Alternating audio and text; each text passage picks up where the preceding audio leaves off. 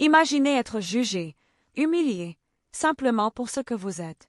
Une vieille femme noire, seule dans un avion de première classe, confrontée à l'arrogance d'une hôtesse blanche. Sa dignité sera-t-elle brisée, ou triomphera-t-elle? Restez jusqu'à la fin pour découvrir son incroyable force et abonnez-vous pour ne jamais manquer nos histoires bouleversantes et pleines de courage. Dans son petit salon aux murs défraîchis, Aminata, une vieille femme au dos voûté, triait les feuilles de thé séchées qu'elle vendait au marché. Ses mains ridées, marquées par les années de dur labeur, tremblaient légèrement. Elle n'avait jamais connu le luxe, encore moins voyagé au-delà de son village natal. Pour elle, le monde se limitait aux ruelles poussiéreuses, aux cris des enfants et aux chants des coqs à l'aube. Ce matin-là, un jeune livreur s'arrêta devant sa maison. « Maman Aminata » demanda-t-il avec un sourire. « Oui, c'est moi » répondit-elle doucement. Il lui tendit une enveloppe blanche soigneusement fermée. Aminata la prit avec méfiance, craignant une lettre administrative ou une mauvaise nouvelle.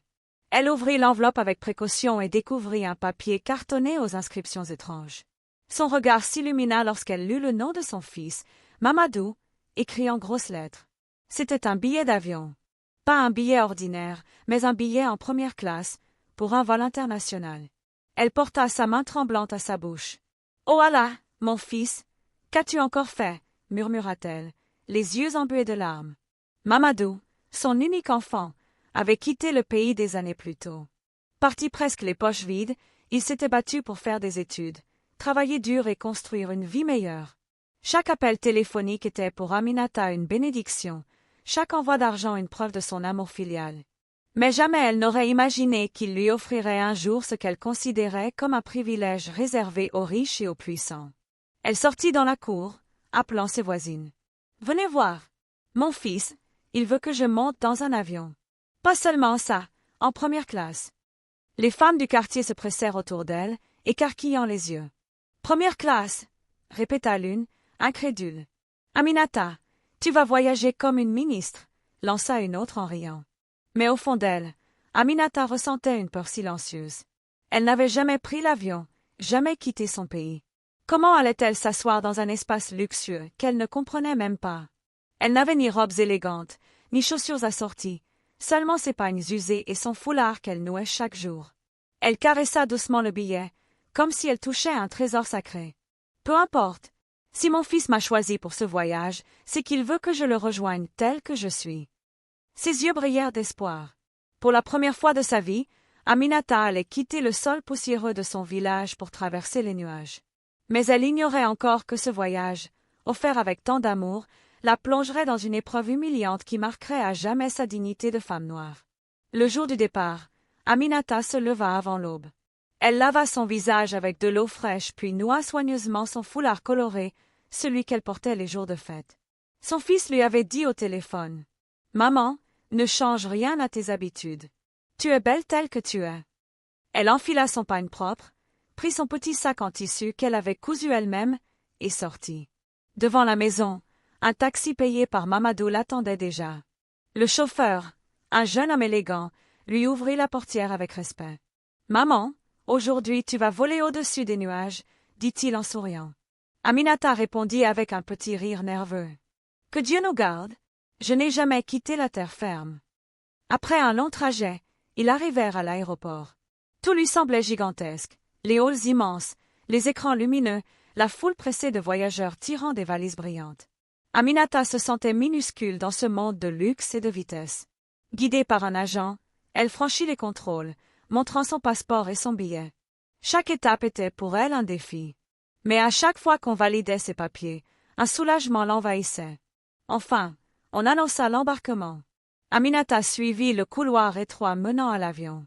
Son cœur battait à tout rompre. Quand elle franchit la porte métallique, l'air frais et parfumé de la cabine la surprit. Devant elle s'ouvrait la première classe, de larges fauteuils de cuir, des lampes discrètes, un silence feutré. Les passagers installés feuilletaient des journaux, sirotaient du champagne ou pianotaient sur leurs ordinateurs. Aminata resta figée quelques secondes, intimidée par tant de luxe. Elle serra son billet contre sa poitrine et avança lentement, ses sandales usées claquant doucement sur le sol de la cabine. Les regards se tournèrent vers elle. Certains passagers la dévisagèrent avec étonnement, d'autres échangèrent des sourires moqueurs. Une femme blonde en robe élégante chuchota à son mari. Elle doit s'être trompée de section. Aminata baissa les yeux, gênée, mais continua sa marche. Dans son cœur, elle répétait les paroles de son fils. « Tu es à ta place, maman. Marche avec fierté. » Elle atteignit enfin son siège. Tremblante, elle posa son sac en tissu sur le fauteuil luxueux, sans oser s'asseoir immédiatement. Elle avait l'impression de profaner un espace qui n'était pas fait pour elle. C'est alors qu'une hôtesse blonde, au sourire figé et au regard froid, s'approcha d'elle. Aminata finit par s'asseoir, posant délicatement son petit sac en tissu sur ses genoux. Elle regardait autour d'elle avec curiosité. Les sièges se transformaient en lits, de petites lampes diffusaient une lumière douce, et les passagers recevaient déjà des serviettes chaudes. Tout lui paraissait irréel, comme un rêve dans lequel elle n'osait pas bouger de peur de tout briser. Mais rapidement, les murmures commencèrent. « Elle doit s'être trompée de cabine », dit un homme d'un ton assuré. « Oui, ça se voit à ses habits », répondit une femme en haussant les épaules. « Peut-être qu'elle a suivi le mauvais couloir », ajouta un autre, presque amusé. Les chuchotements se multipliaient, mais ils étaient assez forts pour parvenir aux oreilles d'Aminata. Son cœur se serra. Elle serra plus fort le billet que son fils lui avait envoyé, comme si ce papier était son seul bouclier. Une passagère âgée, assise quelques rangs plus loin, l'observait avec compassion. Elle osa dire « Et si c'était vraiment sa place ? Après tout, chacun peut voyager en première classe s'il a le billet. » Mais cette voix se perdit vite dans les regards moqueurs. Les autres continuaient à la juger, comme si une vieille femme noire, vêtue de son pagne simple, n'avait pas le droit de s'asseoir dans un fauteuil de cuir. Aminata sentait ses yeux lourds sur elle. Elle baissa la tête, fixant ses mains ridées. Dans son esprit, elle entendait la voix de son fils. « Maman, ne laisse personne te rabaisser.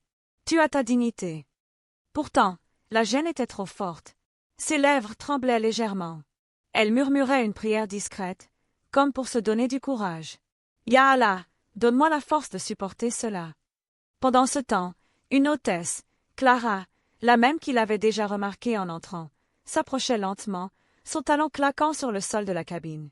Son sourire était froid, son regard méprisant. Elle s'arrêta devant Aminata, croisa les bras et dit d'une voix sèche. « Madame, vous êtes bien sûre que vous êtes au bon endroit. » Les passagers se turent, impatients d'assister à la suite. L'air était devenu lourd, comme si toute la cabine retenait son souffle. Clara, l'hôtesse blonde à la posture droite et au chignon impeccable, se pencha légèrement vers Aminata.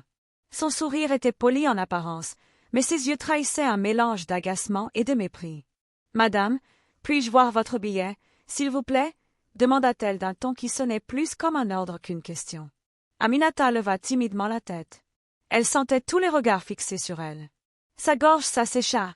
Ses mains tremblèrent légèrement lorsqu'elle sortit le papier soigneusement plié de son foulard. Elle le tendit à Clara commentant une preuve de survie. Clara attrapa le billet sans délicatesse, le parcourut rapidement du regard, puis laissa échapper un petit ricanement. « Première classe » dit-elle, comme si ces mots avaient un goût amer dans sa bouche. Autour, quelques passagers échangèrent des sourires complices, d'autres fronçaient les sourcils, choqués par le ton de l'hôtesse. Aminata, honteuse, baissa la tête et répondit d'une voix tremblante. « C'est mon fils qui a acheté le billet pour moi. » Mais Clara n'écoutait pas. Elle fit un geste de la main, comme si cela n'avait aucune importance. « Madame, la première classe n'est pas vraiment adaptée pour vous. » Cette phrase tomba comme un coup de couteau. Le cœur d'Aminata se serra. Elle sentit ses joues brûler de honte, et pourtant, au fond d'elle, une petite flamme de dignité résistait. Elle serra son foulard et dit doucement, mais fermement. « C'est bien écrit, première classe, n'est-ce pas ?» Clara leva les yeux au ciel et soupira bruyamment, comme si Aminata faisait perdre du temps précieux. « Nous allons régler ça tout de suite. Je vais appeler mon supérieur, » dit-elle d'un ton sec. Les passagers restaient attentifs, comme s'ils assistaient à une pièce de théâtre. Certains étaient gênés, d'autres semblaient apprécier ce spectacle humiliant. Aminata, immobile sur son siège, priait intérieurement. Elle savait que son fils avait payé cher pour ce billet, qu'il voulait lui offrir ce rêve. Mais voilà que ce rêve se transformait déjà en cauchemar, avant même que l'avion ne décolle. Clara revint quelques instants plus tard, le billet toujours à la main. Elle s'arrêta au milieu de la cabine, juste assez près pour qu'Aminata l'entende, mais surtout assez fort pour que tous les passagers puissent profiter de la scène. Madame, je crois qu'il y a une erreur, lança-t-elle d'une voix claire et hautaine. La première classe n'est pas pour des personnes qui n'ont pas l'habitude de voyager. Un rire étouffé s'éleva du fond de la cabine. Aminata sentit ses oreilles bourdonner. Elle baissa les yeux, honteuse, comme une enfant prise en faute. Clara continua, accentuant chaque mot pour humilier. Peut-être que vous devriez rejoindre la classe économique. Là-bas, vous serez plus à votre place. Ces mots, à votre place, résonnèrent dans la poitrine d'Aminata comme un coup de fouet. Son cœur se serra, mais ses mains, posées sur son foulard, restaient fermes. Elle inspira profondément et dit d'une voix fragile. « Mais, mon fils m'a acheté ce billet. C'est bien ma place. » Clara haussa les sourcils et tourna son regard vers les autres passagers, cherchant leur approbation. « Vraiment? Regardez-la. Est-ce qu'elle ressemble à une passagère de première classe? » Un silence pesant s'installa. Certains détournèrent les yeux, gênés par tant de cruauté, d'autres esquissèrent des sourires moqueurs. Aminata, elle, sentit une larme brûlante couler sur sa joue. Mais malgré l'humiliation, elle ne se leva pas. Elle resta assise, son dos voûté redressé par une force invisible, tenant son billet comme on tient une vérité. Un homme noir élégant, assis 2 rangs plus loin, fronça les sourcils et murmura assez fort pour être entendu. « Ce n'est pas une question de vêtements, c'est une question de billets payés. Elle a droit d'être ici, comme tout le monde. » Clara l'ignora, serrant toujours le billet dans sa main comme une arme. Son sourire narquois ne laissait aucun doute. Elle voulait qu'Aminata craque, qu'elle abandonne son siège, qu'elle disparaisse de cette cabine luxueuse. Mais Aminata, malgré sa voix tremblante, réussit à dire une phrase qui fit taire les rires. « J'ai peut-être des habits simples, mais mon billet vaut le même prix que le vôtre. » Un frisson parcourut la cabine. Certains baissèrent la tête, honteux.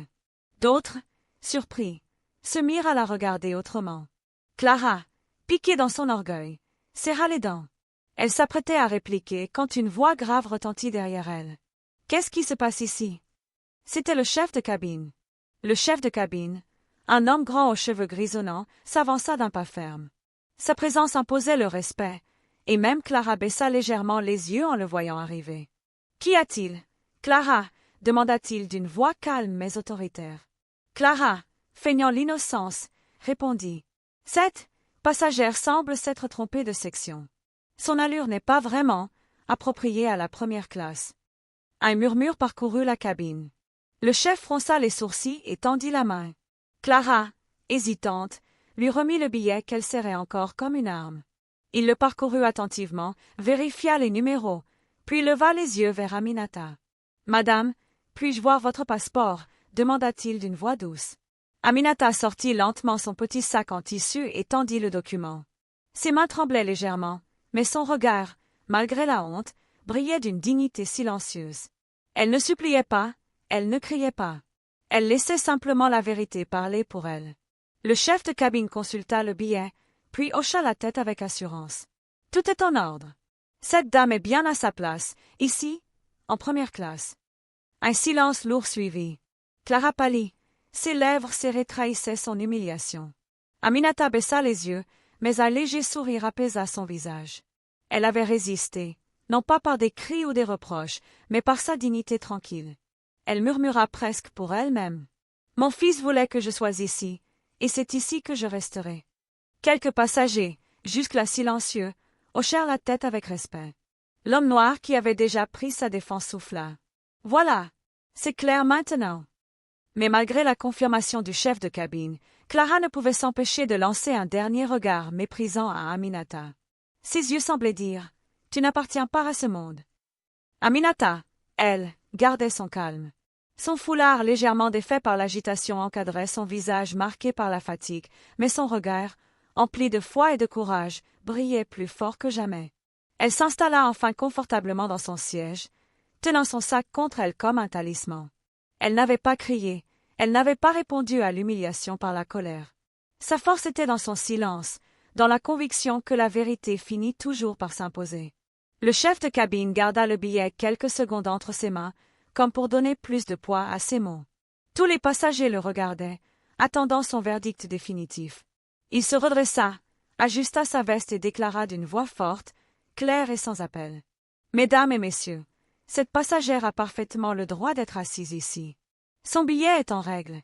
Elle est légitimement en première classe, tout comme chacun d'entre vous. Le silence tomba dans la cabine. On entendait seulement le ronronnement discret des moteurs de l'avion en préparation. Aminata sentit une chaleur envahir son cœur. Elle hocha la tête avec gratitude, ses lèvres tremblant d'un sourire timide. Mais le chef ne s'arrêta pas là. Il tourna son regard sévère vers Clara. « Clara, nous ne jugeons pas nos passagers par leur apparence, leur âge ou leurs vêtements. Notre devoir est de les respecter, tous, sans distinction. » Clara baissa les yeux, ses joues s'empourprèrent. Elle savait qu'elle venait d'être désavouée devant toute la cabine. Un murmure parcourut les rangées. Certains passagers hochèrent la tête en signe d'approbation. Une femme brune souffla à sa voisine. « C'est vrai, elle a exagéré. » Un homme ajouta à voix basse. Ce n'était pas professionnel du tout. Aminata, de son côté, tenait encore son foulard comme pour se rassurer. Elle ne chercha pas à se venger du regard, ni à humilier celle qui venait de la rabaisser. Elle se contenta de souffler doucement. Allons-y. Le chef lui rendit son billet et son passeport avec un léger sourire respectueux. « Madame, bienvenue à bord. Je vous souhaite un agréable voyage. » Puis il se tourna vers Clara, qui s'efforçait de garder son masque professionnel, mais dont les yeux brillaient de colère contenue. « Clara, occupez-vous de vos autres passagers, s'il vous plaît. » Clara hocha la tête, mais son geste était sec. Elle s'éloigna rapidement, ses talons résonnant comme des coups nerveux sur le sol. Aminata, elle, s'installa enfin au fond de son siège, le cœur plus apaisé. Elle savait que son fils avait eu raison, elle avait sa place ici. Mais au fond d'elle, une question restait douloureuse. Pourquoi fallait-il toujours se battre pour prouver sa dignité?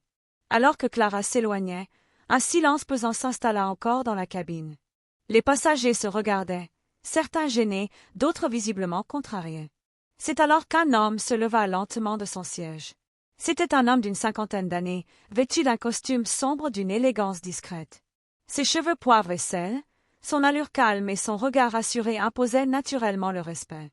Beaucoup de passagers semblaient le reconnaître. C'était un diplomate influent, habitué des vols internationaux.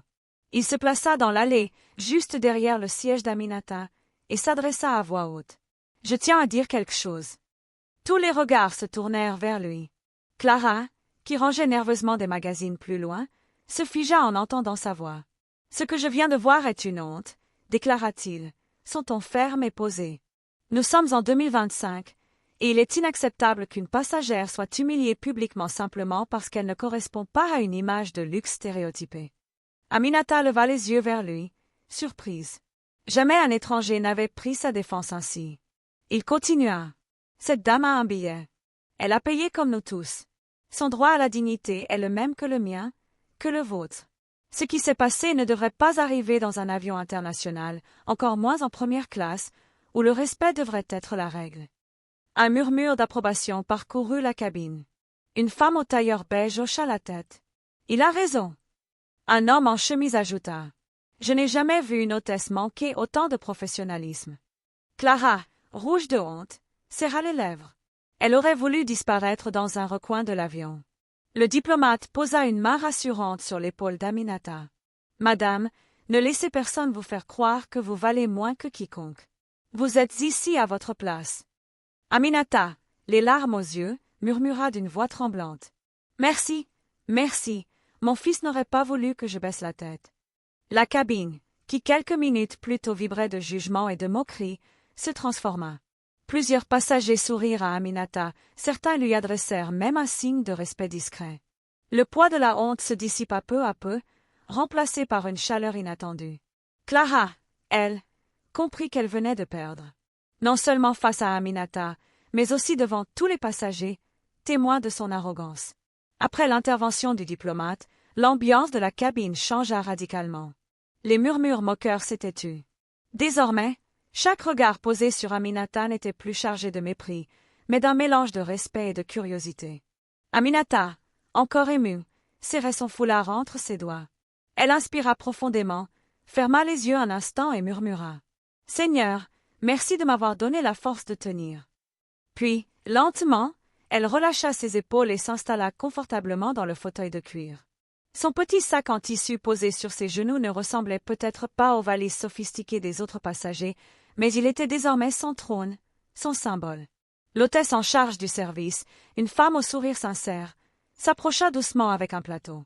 Contrairement à Clara, son regard était plein de bienveillance. « Madame, souhaitez-vous un jus de fruits? Ou peut-être un thé chaud ?» Aminata la remercia d'un signe de tête timide. « Un thé, s'il vous plaît. » Quand la tasse fumante arriva devant elle, ses mains tremblantes l'entourèrent avec gratitude. Elle but une première gorgée, savourant non seulement la chaleur du thé, mais aussi celle d'un respect retrouvé. Le diplomate, avant de retourner à sa place, lui adressa un dernier sourire. « Bon voyage, madame. Votre fils peut être fier de vous. » Ces mots touchèrent Aminata en plein cœur. Elle leva les yeux, et pour la première fois depuis son entrée dans l'avion, elle osa regarder autour d'elle sans honte. Elle ne fuyait plus les regards. Elle se savait à sa place. Quelques passagers lui sourirent en silence. D'autres détournèrent les yeux, gênés d'avoir jugé trop vite. Mais Aminata ne leur en voulait pas. Elle avait compris que la dignité ne dépendait pas des habits ni des fauteuils luxueux, mais de la force intérieure qui refuse de plier devant l'injustice. Elle posa sa main sur son foulard et pensa à son fils, imaginant son sourire fier à l'idée de voir sa mère assise ici, dans cet espace qu'elle n'aurait jamais osé rêver. « Mon fils, tu as bien fait. Ta mère est digne. » À ce moment précis, Aminata ne se sentait plus une étrangère dans la première classe. Elle n'était plus une intruse. Elle était une femme qui, malgré l'humiliation, avait retrouvé sa fierté. L'avion avait décollé depuis quelques heures, et Aminata, toujours assise dans son fauteuil, observait les nuages défiler sous elle. La lumière douce du soleil traversait le hublot, illuminant son visage marqué par les rides mais rayonnant de sérénité. Elle sentait que chaque humiliation, chaque regard de moquerie, avait laissé place à une force intérieure nouvelle. À l'atterrissage, son cœur battait d'excitation. Elle aperçut son fils, Mamadou, qui l'attendait au terminal. Dès qu'il la vit, son visage s'éclaira. « Maman !» s'exclama-t-il, les yeux brillants. Il courut vers elle et la prit dans ses bras, serrant fort cette femme qui avait porté tant de sacrifices. Aminata sourit, ses yeux humides de larmes de joie et de fierté. « Mon fils » murmura-t-elle. « Merci pour ce voyage, et pour m'avoir rappelé que je suis digne. » Mamadou la regarda avec admiration. « Maman, tu as été plus courageuse que je ne l'aurais imaginé. Cette première classe, ce n'était pas juste un luxe. C'était pour te montrer que tu n'as jamais été moins que personne. » En se détachant de son fils, Aminata jeta un dernier regard à l'avion. Elle pensa à Clara et à son arrogance, à tout ce qu'il avait jugé, et elle sourit doucement. La dignité ne dépend pas des habits, ni des fauteuils, ni de l'argent, murmura-t-elle pour elle-même. Elle est dans le cœur et dans la vérité. Les passagers de l'avion, témoins silencieux de cette histoire, se rappelleraient longtemps la force tranquille de cette vieille femme qui n'avait pas cédé devant l'humiliation. Aminata avait montré que la justice, la dignité et le respect sont plus puissants que n'importe quel mépris. Alors qu'elle quittait l'aéroport aux côtés de son fils, Aminata sut que ce voyage resterait gravé dans sa mémoire comme une victoire de l'âme sur la vanité et l'injustice. Elle avait traversé les nuages, mais surtout, elle avait traversé le jugement des autres avec courage et dignité. Et dans son cœur, elle souriait, elle avait appris, et elle avait enseigné une leçon que nul ne pourrait oublier.